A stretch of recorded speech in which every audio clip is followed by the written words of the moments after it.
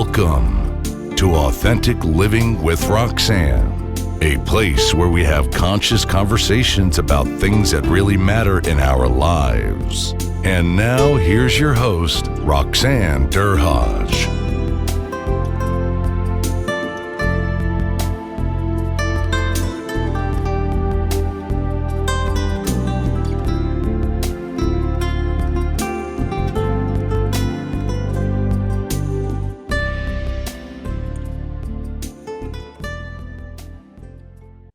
Hi everyone, it's Roxanne Derhaj. Thanks for tuning in again to Authentic Living with Roxanne. Today I'm going to say a pretty special couple that I've been privileged that they would spend the time with me today. So it's Marla and Dave Thomas. How are you today? We're good. Fine. Thank you, Roxanne, for having us. Well, I'm always looking for unique guests, and my team was able to kind of connect with them on an interface that we use, which is podcast guests. And why I think it's important, oftentimes most people don't discuss mental health. And when you see people in the limelight, I think it's even more so that when you come forward and you share your experience, that helps that much more because you've got platforms. So I'm going to tell you a little bit about them and why they're so unique in what they do. Marla, they're both are in different industries. Marla is a respected realtor and a vocal mental health advocate, which is amazing. And Dave is a renowned musician, a 10-time Grammy Award-winning group Take Six. They have 2 children, and they deal with 7 different mental health diagnoses. That's a lot. 1 is a lot, but 7 of them. You've been through a lot in your marriage, and you've endured being in the limelight. And getting together today is really to talk about just lives. And I would say that oftentimes, first of all, I can tell you as someone that's couples and family therapist, anybody above 7 years of marriage has hit a home run. And because today, in this day and age, what we know is that a lot of people struggle without any concerns to stay married at about 65%. Not that being said, I'm not trying to deter anybody that's married at present, but it takes a lot. It takes a lot. So we're going to talk a little bit today about their lives and hear what they can share with us that we can learn about being in the limelight, having a long-term marriage, and also keeping their families together and keeping their kids healthy. So tell me a little bit about, first of all, I always ask couples this when I meet them. How did you two meet? We met in 2nd grade, but before I say anything, I have to, because this is important for the record, we are the parents of 3 children. You said Sorry, my apologies. Okay, we have 2 children who have mental health challenges that are noted, but our 3rd does not.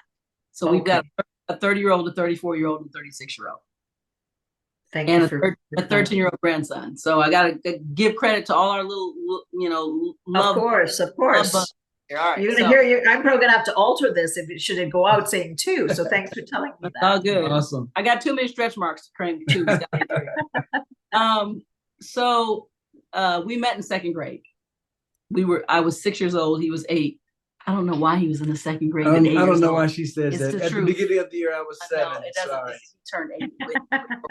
but yes, for dramatic purposes, 6 and 8. Yes. Yeah, he was driving carpool. He had a 5 o'clock shadow. It was really weird. But anyway, we were in 2nd grade. We met at a small private school in Huntsville, Alabama.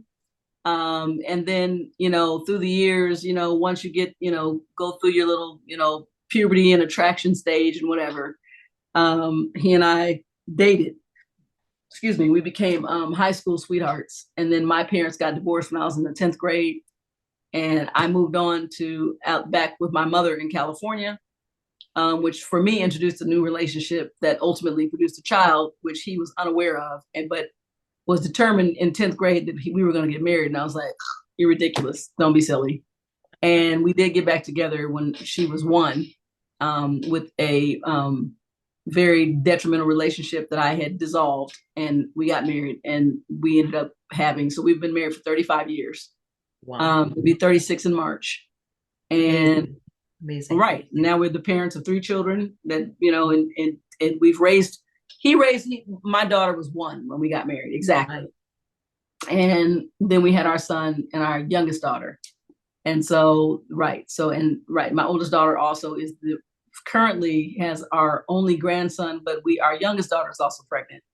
So in 5 weeks' time, we'll be meeting our second grandson, and we're excited about that. Indeed. Wow, amazing expanding the family. Yeah, and Doc, I have to first of all agree with you on one hand, and then add another step in the ladder when you said if you make it past 7, you can cruise a little bit. I would dare say between 15 and 22, you're going to hit another rung in the ladder that you're going to have to decide what are we actually doing here. And that's been proven, Dave, because they figure every 5 to 7 years, approximately in a relationship, there's a new developmental stage where different things come about in the marriage. Right. Mm-hmm. So it makes sense what you're saying. And I think a lot of young couples, and I think this is what's important, is a lot of couples think it's just gonna happen and they don't have to work. And in fact, your stories hopefully will help young couples or couples that are, struggling, recognize some of the things that they might have to do. Right. I say all the time, I equate it to, so you have a nice lawn that looks well maintained.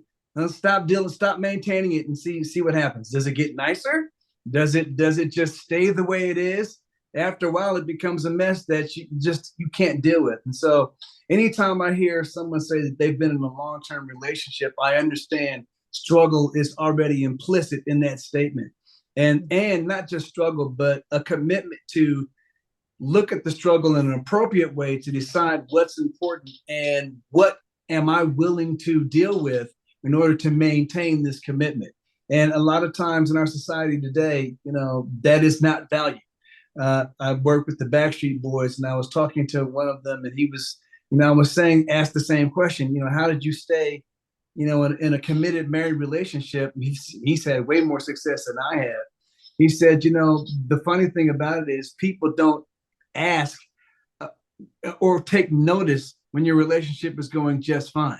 It's only when the entertainment industry actually focuses on problems that you're having, which tends to exacerbate the problem. So, kudos to him. He was able to keep his marriage sort of out of the limelight by actually committing to staying committed in his relationship. So let's continue on that vein. You were on the road, as a kind of a celebrity, you're in a band. How did you make that work? Now that you're saying that, obviously, with celebrities, we often, see people kind of going through marriage after marriage, or they're, 1 week they're together and next week they're not together and next week they're back together. Well, how did you two maintain that? Cycling for love. Cycling for love. Right. Well, the issue for me, here's what I'll say this. I'll say that on an individual basis, that I understand several things inherently. Number one, who you are and what you do are 2 totally different things. Period. It doesn't matter. And there are some leveling things that are kind of basic but true for me. Did you get born out of someone's uterus? Me too. Do you go to the bathroom? Me too. And so therefore, that's a level playing field in my mind for all of us. That means that I don't own your judgment. And the more you're judging me, which is why I think we have the issues we have now, you're judging people based on something in you that is not really realized. In other words, there's so much work I have to do on Marla. I honestly don't have time to be consumed with the and with enough energy to hate your situation enough, not knowing it, to respond to it. So for me, my thing is, okay, so this is where we are. It's not this that you see is what has been accomplished. It doesn't speak to the person that's there, period. And so for me, you're gifted enough to do something that most people can appreciate. But here's the other thing I realized. When you encounter a human, we just encountered each other, right off the bat, whether I want to or not, subconsciously, I've gotten an impression of you. Absolutely. Period. We get an impression right off cuff. And I tell people, you can either turn somebody's head to the right or the left just with a brief encounter. Everybody doesn't get into your heart circle.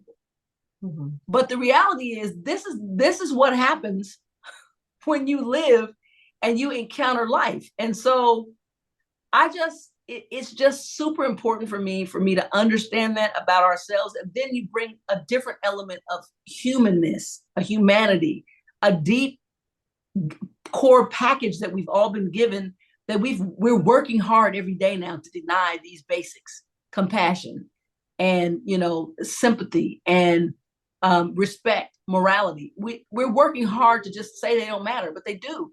And that's how great relationships are built, because all of those things feed into respect, feed into communication, feed into an acceptance and a healing.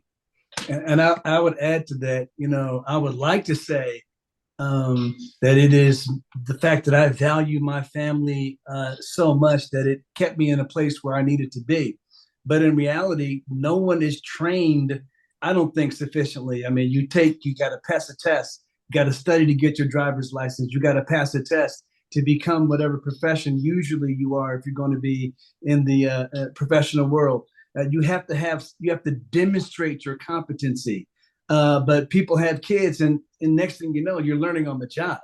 To the most important job that you can have, you haven't really been trained outside of the way that you were raised yourself. Sometimes that's great, sometimes it isn't. Same thing with relationships. A lot of times we look at the basis of relationship as attraction. Well, anyone who's been married for successfully, whether successfully or not, if you've been in a committed relationship for a long time, you understand that attraction, matter of fact, the very things that used to attract you are the very things that make you the most upset after a while. Yes, for sure. Those are often times where couples have the most conflict, right? Absolutely. Whatever they're attracted to, they're like, "Oh, you're so outgoing," and then it's like, "Oh my God, you never want to stay home when you get settled, right?" Or you're so quiet. Oh my God, speak up. Why don't you speak up? Right. So that we're always trying to neutralize ourselves. That's a good point, Dave. We're always trying to figure out. So whatever our least dominant trait is within ourselves, we look for it in our partners. So absolutely that we get that equilibrium. Now, for you, you're out there, you're doing things, you're getting the accolades, and to Marla's point, you're not defined by what you do. You are a person, but then you go into obviously something that's revered, right? Being in celebrity, being blessed, I would say, to be able to do what you do. Yes. How did you stay grounded when you came back home? What kind did you have rituals? Was there certain things that you did as a couple to really kind of help you come back down? Get my big needle that I use to deflate his head. It's around here somewhere. Well, for me, I was raised in a large family, and in a large family, people have various talents, and those talents are just recognized for just what you said, what you do, not who you are. We're all just members of the family. And as well as, I'll drop this little anecdote. One time I was coming home off the road, been gone on tour for quite some time, and Marla was running such a well-oiled machine of the administration of the household that she was just telling one of our kids to go do this, go get this, go such and such. Dave, you need to go out and you need to such and such. And after a while, I was like, wait a minute, are you telling me what to do? And she basically said she handled it very well, which, she could have just said, absolutely, I am, shut up. But what she said is that, you have to understand, and I understand as a man how you like to perceive things. But what you have to understand is when you leave, there's no person wearing the skirt and another person wearing the pants. I'm wearing the skirt and the pants. Mm-hmm. And when you come home, if you come home for a week, after being gone for 2.5, 3 months, and then leave again for another 2 months, it's inefficient for me to take off the pants and hand them to you, because I have to spend all the time showing you how the household actually runs. And you have no idea. So, if you could do me a favor and just fall back, And at first I was like, wait a minute, I'm not sure how to take that. But the more I thought about it, I was like, she's absolutely correct. And so, a lot of times I would get, joked by my friends, oh, your wife wears the pants in the family. And I'm like, after a while, she kind of does, and she needs to. Right. And I think that's so important, right? Because of course, when we wear our males in a certain way, and I know we're having the equality, but at the end of the day, right, men need to feel like they are, quote unquote, taking care of their family. So the delivery that Marla may have put this in, you again had to shuttle to accept that space to see, hey honey, I understand what you're saying, instead of, what, I'm not going to listen to you, this is my house. So again, that's the subtleties, especially with newer couples, because they may have grown up, let's say, with traditional families, and now you have, both of them are professionals, or both are traveling or whatever. So they might use their parents as a model in their head, and they're trying to kind of figure it out. And now it's not working for them. So, and Absolutely. then clearly, like your situation, I would think that this is completely new for both of you. You didn't grow up in a family when one person was gone. You may have grown up with family. Well, ironically, I did. Marla, I tell people all the time, it was almost just ordained that we would be together, because she was perfectly already suited for our lifestyle. Her dad was a professional baseball player, so during the baseball season, he wasn't home. So she was raised with this awareness that the dad doesn't always have to be here. At the same time, because of the way that she and her brother sort of behaved, she also knew, I can't let the kids get out of hand, because all kids will take advantage of any situation. They'll try to. I mean, it's our job when we're young to see where the cracks in the fence are, to try to make sure that those walls, those boundaries that our parents put up for our own sake, even when we don't understand it, are necessary. There might be a crack. She was pretty good at making sure that I was raised in one of those families where, if things got too deep, my mom's response was, okay, when your dad gets home, he's going to have to handle this. And of course, now you're terrorized for about, 6 or 7 hours till your dad gets home. But, for Marla, that wouldn't have worked, because as she was raised that way, her mom tried to say that from time to time, and she was like, well, Dad's not going to be back for 3 months. I'm not listening to anybody. Nobody gets to tell me what to do. He's not even coming back till October. What are you talking about in June? And so she understood all of that, and she was like, no, my kids aren't going to be able to do that. By the way, shout out to Canada. And my dad, as one of his coaching career, my dad was with the Expos team. Oh, wow. Expos moved to the Nationals. Moved to Washington. Exactly. Awesome. So if you can, we're talking about, I often say to people, a lot of times it's values alignment. I don't know if that makes sense, right? You have to be aligned as a couple. And I want you to give your perspective. I can give it as mine, but when you think of values or things that keeps you two connected, what are some of the core fundamental things that are at the foundation of keeping this marriage solid and strong? I'm sure it's weeble wobbled over the years, but no, they haven't. To be honest, our tenets have been the same since the day we met. The number one tenet on the table for Marla and Dave and Marla would be selflessness. We are both equally selfless beings, and we both understood the hierarchy or the priority for our personal selves, which we shared collectively as a couple, and our children ruled, meaning they didn't rule our house as far as running amok, but they were our priority, to the point that nothing in this world that we ever accomplished, tried to achieve, nothing was above our dedication to the unconditional love and sacrifice of whatever they needed based on who they were, not what we were trying to make them. Ironically, this is a great truth to that. All 3 of our kids can sing. They're crazy talented in music, stupid talent. And I say ironic because my oldest daughter that's not her biological father, but even Moniece is super talented. And yet never, ever was that something that we drove, but whatever they wanted to do in life, based on my upbringing and what didn't happen for me, Mm. that was a goal to get behind them. So our youngest can sing anyone. Matter of fact, this is a true story. I was just getting my hair done, and they were talking about somebody notable in music, and I was like, "What? That's your top 5? Really? With all the people that can?" I said, "I put $100 on the table right now that my daughter, the baby, no one's ever heard of her, can out-sing this mega celebrity person." And I put on a song, and they thought it was coming from the TV. They were like, "Wait, what?" And wow. so the point that I'm making is, but she wanted to do, she went to Syracuse. She got a formal education. She's a news producer. In other words, if it's not for you, sweetie, it's not for me. She was an actress when she was young.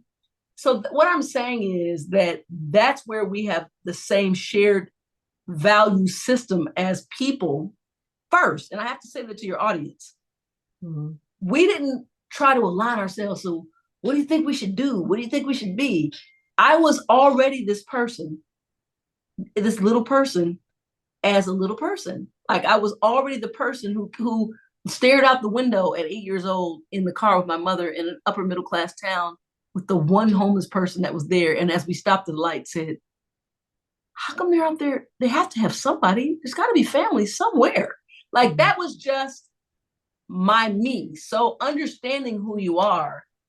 And then, one of the things I say about Dave, why it worked most importantly, I did have a baby coming into our relationship as permanence, meaning we'd been in and out.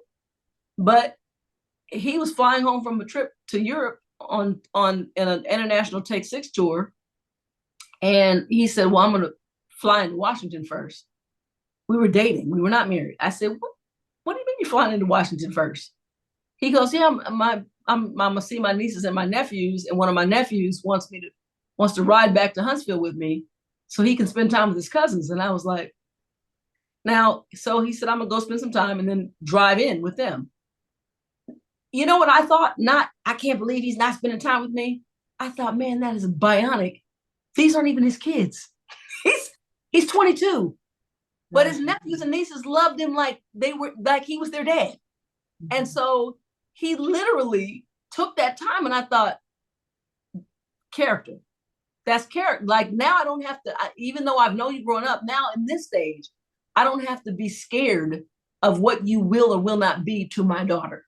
Because other than that, that's for me as a mother, that was super important. And I'll say this almost in reverse to the initial question that you asked before I even do that, I'll say that's one of Marla's, I would say her superpowers is a strange, innocent naivety, childlike innocence that she's been able to maintain throughout her entire life. It informs her sense of judgment, her sense of morality, her sense of everything that's right and wrong. If it's unfair, I don't care who it is. You could be the most important person. If you're treating somebody unfairly, she doesn't appreciate it, and she's going to let you know. That's the first thing. But I will say to your initial question, almost in reverse, a lot of times people think about, what do we have in common? It's not the actual things that you do and the things that you like to do that you have in common that actually matter. I think you hit the nail on the head. It's your value system. Does family come first? Does commitment, does friendship actually matter more than attraction? All those things are important and to understand. I was, lucky enough to have a dad who was also a psychotherapist. So, I should say lucky or unlucky because I've been therapized.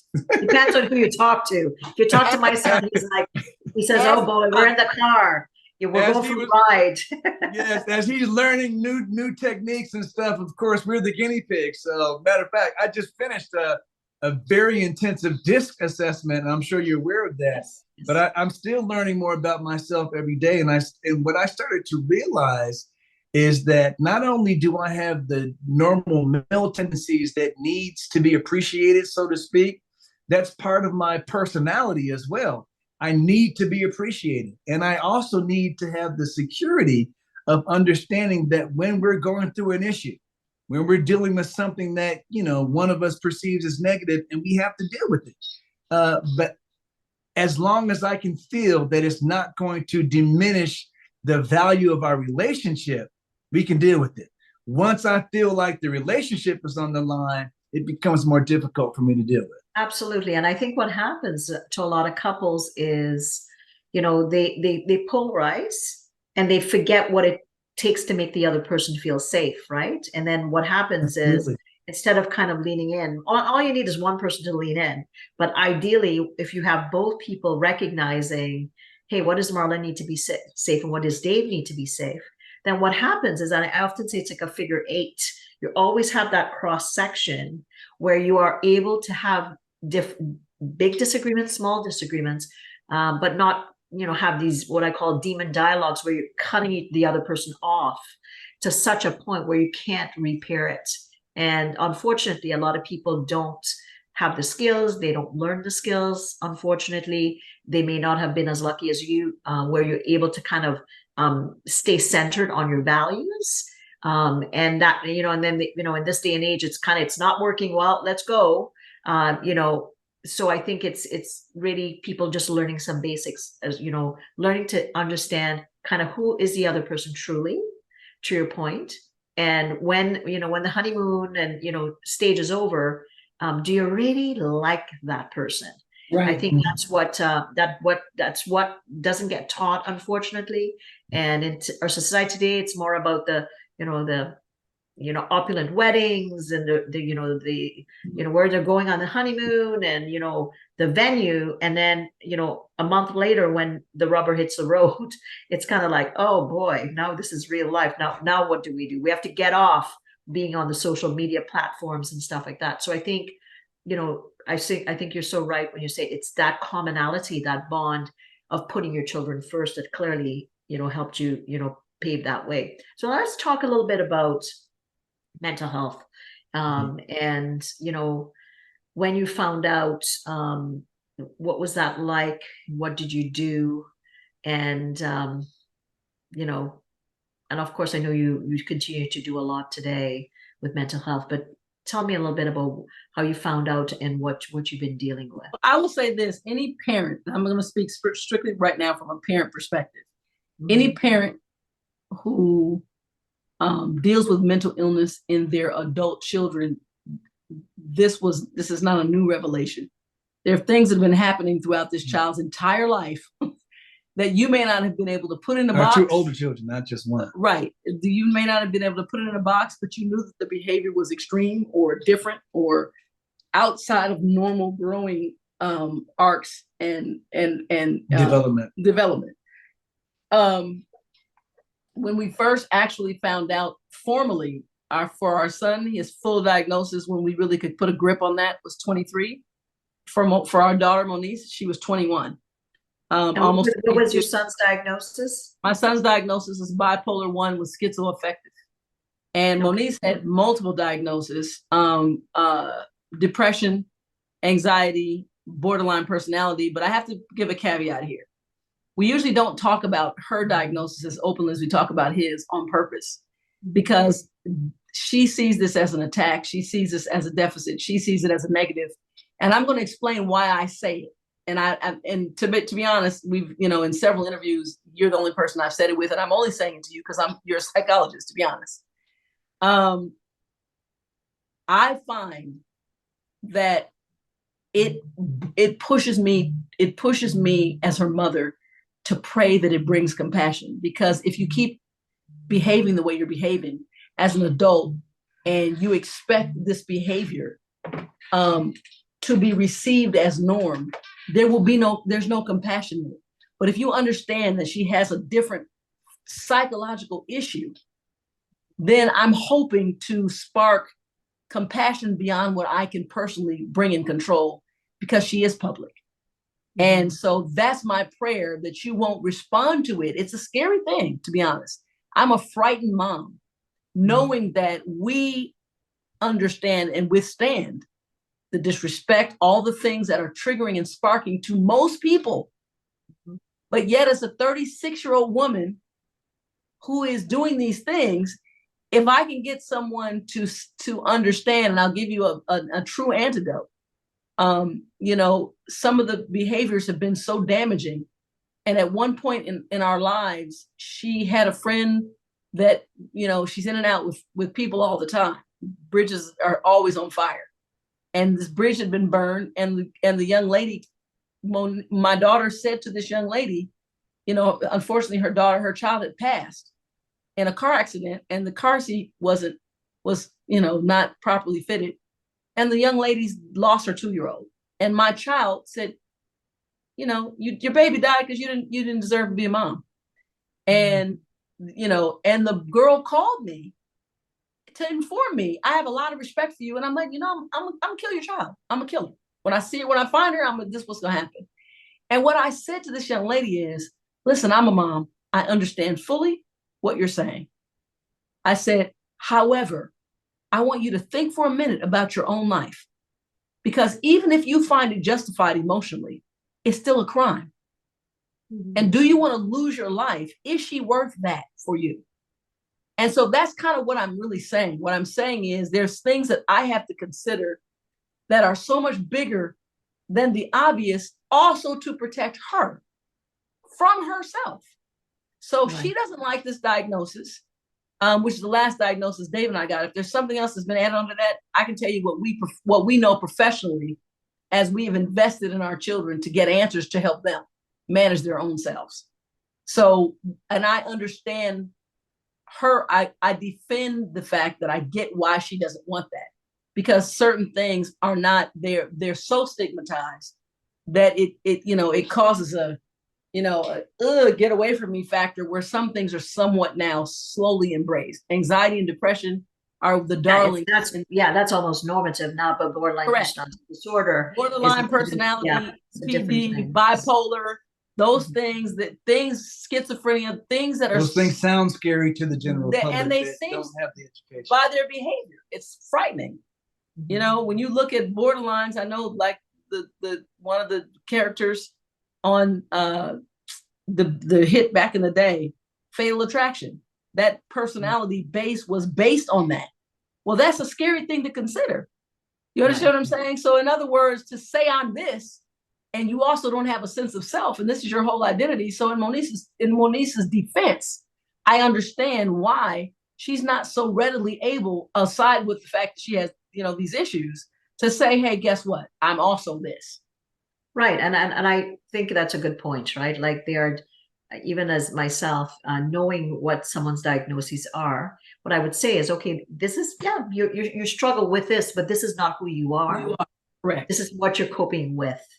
And as a family, clearly you have to learn how to deal with it, to effectively create the place of safety for her, as she's not feeling what she might take some actions, and trying to help her get the right supports obviously is important, right? And I think that's what it is with someone like myself that's done the work. You recognize it. It's ultimately about connection. It's about creating safety for them.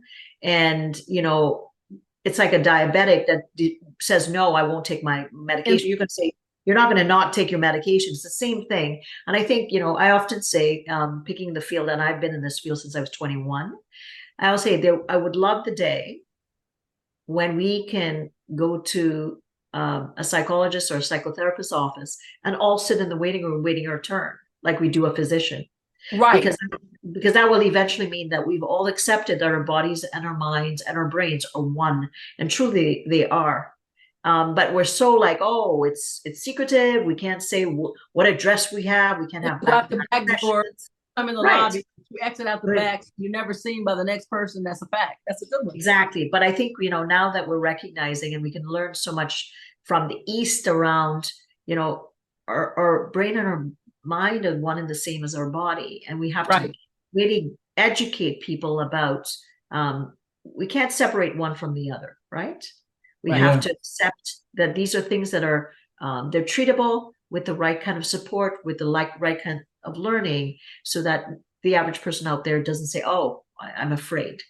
Right. And I always say that I'm looking forward to the day when things are so destigmatized that just like you go to the dentist, whether you need to go to the dentist or not, it's prevented. You go to make sure that you're maintaining your oral health. Sometimes with a checkup, especially when you're younger, you go to the doctor to make sure that you're developing properly.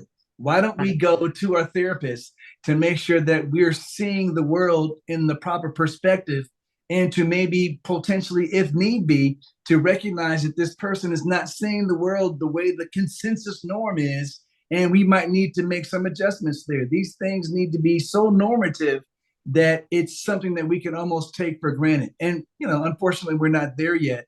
And so we are forced in various ways, trying to force the issue and force people to understand. Sometimes, it works. Sometimes it doesn't. Sometimes it feels cumbersome. Sometimes it feels like a struggle. Sometimes it always feels like a struggle. But sometimes you have to question yourself, why am I putting myself through this? Right. Because, for my wife, she's received death threats just from being on Love and Hip Hop and the way that she's interacted with. And the key is, I don't know anyone who had someone that they loved that they would not be willing to continue to try to get to a successful result, for a successful outcome for that person and for your relationship. We're to the point now where even if our children if they can get the help that they need and they choose not to deal with us, we prefer you to get the help that you need. The issue is, you're the most important thing to us. And it's starting to feel like that value system in America is diminishing. And I'm trying to figure out, how can we get back to that? Well, I may be as basic as they come, but I go back to, I think it's all about love, and us just going back to that core fundamental, like when Marla said, having that anchor within yourself, to realize that we're all different. None of us had, came from ideal, perfect upbringings where we had, everything optimally available to us. Like, I grew up in a family that was not a good marriage. Parents did the best they could. Of course, you're going to have shrapnel associated with things that have happened. But, and I think if we look at that and say, there's mental distress all the way up to mental health, and any of us can get to that point, right? And when you see, right, that spectrum, and especially if you're not supporting people, getting them the right kind of help, like DBT, or different kinds of supports for mental health, the correct medication, different kinds of interactional groups, then what we're doing as a society is we're not being kind and gentle to everybody that needs that support. And if we look at it, things are on the rise. So if we don't start to look at what we need to do as a society, we're ultimately going to grow that problem. Yeah, not ultimately. We're there. We're at the point now where we're starting to see more things that divide us than more things that can bring us together, and that division builds its own stress to where there's almost a group PTSD that is happening right in front of our eyes. That's a ball rolling downhill that we can't seem to stop, as we recognize and see it happening right in front of our faces. And so for us, there's a strength that is needed when you say that, it all comes back to love. Sometimes love requires more strength than to be reactive in a situation. Sometimes to not react in the way that the person is trying to get that interaction from you, that negative interaction, and to still be loving, you're putting your pride on the line. You're putting what people perceive as your self-worth on the line. You're putting everything on the line to maintain the fact that I believe that love is more important than this division. And, we need help in that area as far as our society is concerned. So now you have an organization that you work with. When I was reading your bio, tell me a little bit about it, and, how you help, and for anybody listening that, in what way they could support the organization or to move the needle forward. I often say we have to have more conscious conversations. We have to talk about bipolar. We have to talk about borderline. We have to talk about anxiety. We have to talk about depression. We have to talk about, as parents, what you should and shouldn't do. So tell me a little bit about the organization and how people, regardless of where they are, how they might be able to assist in any way. So you pretty much hit on all the topics, all the focuses of what we do. Loving beyond reason is an organization designed to help support families like ours, which is loving your adult children and assisting them beyond what other people feel is reasonable. Because the system doesn't even think it's reasonable, because they don't offer you any support past 18. They don't offer you any resources past 18 without that person buying in, and even still, it's not complete. So what we realize is we've been an intact family who've done nothing but sacrifice and love our children, yet we're here. And that doesn't make us different. It makes me like everyone else, understanding that this is, I would never have imagined it. I would never wish this on my worst enemy. I don't want anybody else in this club. This club is awful. It's a club of heartbreak. It's a club of pain. We are a donation-based organization, and there's several initiatives, but the main initiative we have for our organization is that David and I are attempting to start our first, hoping to franchise ultimately, but our first Loving Beyond Reason transition home, which will offer a step-down residency to those who are in crisis who come out of the hospital, because right now there's a lot of boarding cares, and most that we've encountered through our experience directly with our son are the worst. And abysmal.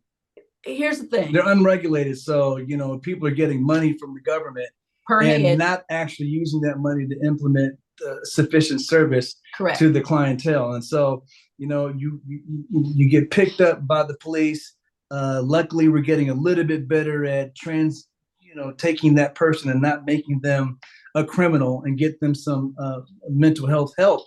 But at that time, they go to the hospital. The doctor might say, "I need you on a 5150 or a 5250 or a 5152," and that because I think this person needs at least 2 weeks of the medication to be titrated through the system so they can stabilize before they can be stabilized. But our health insurance system has not actually caught up here in the United States. Here in Canada, things might be a little bit and different. let us say California. And yeah, so because of that, and specifically Florida and California, and for various reasons, I'm sure Marla will get into in a minute. But before you can get to that 2 weeks of stabilization, the insurance cuts off at 6 days. So you're back out on the street. That's when you have to, and you're not ready because you don't have the skills yet. Matter of fact, you're worse than before you went in, because now you're starting to see a little bit of something, but at the same time, you felt like you've been mistreated. So now you have on top of the issues that you were dealing with, a bit of PTSD, slipping in there, because you feel like you've been violated against your will. And so that's when you go to these step down programs that are unregulated, these board and cares, and we haven't had a good experience in that. Yes. So her mom, who used to run the VA for Southern California, chief of nurses, as well as she had with a foundation in psychiatric nursing. She designed a program for us that we could implement in our, soon to be the first Loving Beyond Reason home, where we can actually put some of the things in place that will take care of and nurture these people back to good health. And even if they don't have the chance to leave, they're not ready to go, they can stay as long as they want. It doesn't have to be insurance-based. It doesn't have to be the fact that you can pay. We need you to be stable before you go back into society. Right. Amazing. Amazing. So for parents listening, whether they're in Europe, Canada, or in the US, and they're in the struggle. Mm. And what words of wisdom would you give to them, or words of comfort, or any guidance at all for them? Silent suffering is suffering without the possibility of hope. I'm going to say that one more time. Suffering in silence, your choice to suffer in silence, does not diminish the suffering. Mm-hmm. So silent suffering is suffering without the possibility of hope, because you've said nothing to anyone. And so no one can assist you in something that they don't know. I'm not talking about the internet. I'm not talking about getting online and sharing all your family's darkest, deepest issues. I'm talking about picking up the phone and calling NAMI. I'm talking about finding an outlet that is calling a psychologist. I'm talking about networking to be able to say to friends and or family, hey, what I'm dealing with here is deeper than what I even can recognize.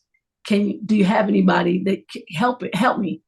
That's the kind of breaking the silence I speak of. I don't want you to be me. I happen to be placed on a platform. That's not what I wanted to do with even my own life. I'm equipped for media, but I wasn't equipped or it wasn't a desire for me to come on, use media to have to deal with these types of issues. I've been placed here. So I have to say that because I need people to be very clear. My words are very clear as to what I think for help. Number 2, denial is death. Mm-hmm. You see what you see, you feel it, you intuit it, you know it as any connected parent understands what you're seeing is an issue, or you wouldn't even have a concern. And so the longer you deny, the more it is emotional destruction and death for your family, for you, loving the one who suffers and those who suffer. So mm-hmm. It is natural, but it is something that you've got to get a grip of. See something, say something, do something. And I would say, I would only add to that, resist the urge to lean into despair, because no matter how dark things can get better. And no matter how long it takes for the appropriate help to get there for you, don't despair, because the more you reach out, the more you have the opportunity for that help to reach you. So hang in there. Amazing stuff. Like, wow, I'm blessed that you're taking this step to help others through adversity. That's the opportunity. Like you said, you didn't ask to be placed here, but you're doing something because you understand, right? Like you understand what the pain is. So for people wanting to reach out, where can they get a hold of you if they want to donate? Where do they go? Lovingbeyondreason.org. There's a big giant donate button there. We're literally, believe it or not, even though we have been an established nonprofit since 2018, we're just now getting to the point of, we're a grassroots foundation and we're a donation-based foundation. But the work that we do is endless, even including Mental Health Mondays, which we've been doing for 3 years. I saw that. Yeah. So for us, for me, it's also super important that I am fully dedicated to educating families. I teach de-escalation, teaching families how to manage your loved one in an episodic crisis. Specifically when the law enforcement needs to get involved. Correct. As well. So right. To help you help yourself. Those education pieces are spoken by me. They're on my personal page. A lot of these really deep conversations that really are more about, we have a marriage and we have a life. But to be honest, my insights and inspiration and movement are different sometimes than Dave's. And this is what I've been born to do spiritually. So I feel like transparency is the only way to transformation. So you'll find that on Marla Talks. And ironically, God has allowed me, in my opinion, a vast array of traumatic experiences that I've been able to move through, because it is a way for me to share. My last series I just did was literally on my subscription in my Instagram was The Diary of a Madman. And I explained being inside of a narcissistic relationship that was actually dangerous with Monisa's dad before David and I got married, and what that was like. I've never spoken on it before, but now that this is, a lot of the climate is really focusing a lot on that. Like, you know what? I'm sure that my true story will help someone else in my demographic kind of understand this to a level, because you feel so isolated, and break free for themselves.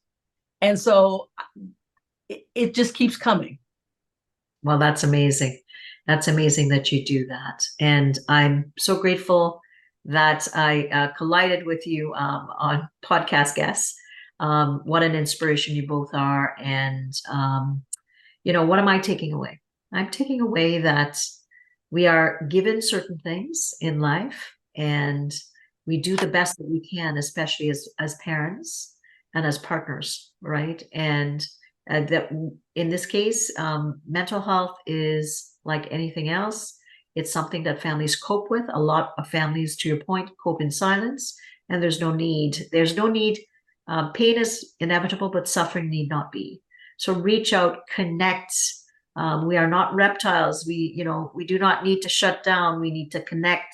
We need this eye connection, and that in of itself is so healing. And just being able to chat with someone that feels like they're in turmoil, that could be a gift that you could give someone just by a 5 or a 10-minute conversation.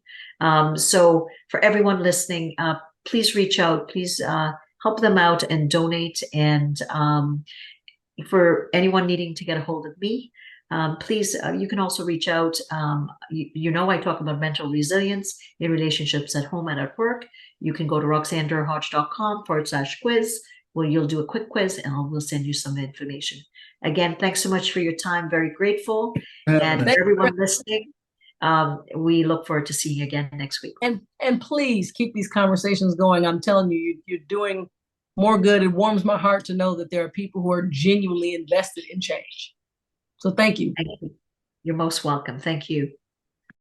Thanks for tuning in to Authentic Living with Roxanne, creating the space for positive, healthy change. Roxanne is a keynote speaker, psychotherapist, and coach. To work with Roxanne, visit roxannedurhage.com/blueprint. We'll see you next time on Authentic Living with Roxanne.